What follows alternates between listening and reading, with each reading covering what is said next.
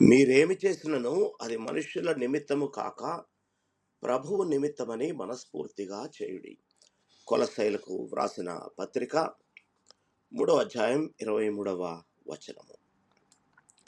మన జీవితంలో చేసే ప్రతి పని, అది చిన్నదైనా పెద్దదైనా, దేవుని మహిమ కొరకు చేయాలని ఈ వాక్యం మనకు బోధిస్తుంది. మన ఉద్యోగంలో పనిచేసినా, ఇంటి పనులు చేసినా, సంఘ సేవ చేసినా, చదువుకున్నా, వాటిని కేవలం మనుషులను సంతోషపరచడానికి కాకుండా ప్రభువును సంతోషపరిచే హృదయంతో చేయాలి. మనుషుల ప్రశంస తాత్కాలికం, కానీ దేవుని దృష్టిలో విశ్వాసంగా చేసిన సేవకు నిత్యమైన ప్రతిఫలం ఉంటుంది.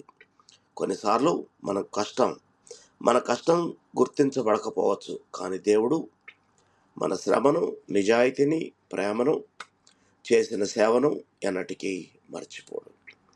కాబట్టి ప్రతిరోజు మన పనిని ఒక ఆరాధనగా భావించి యేసుక్రీస్తు కొరకు చేస్తున్నామనే భావంతో ఆనందంగా, విశ్వాసంగా, మనస్ఫూర్తిగా చేద్దాం.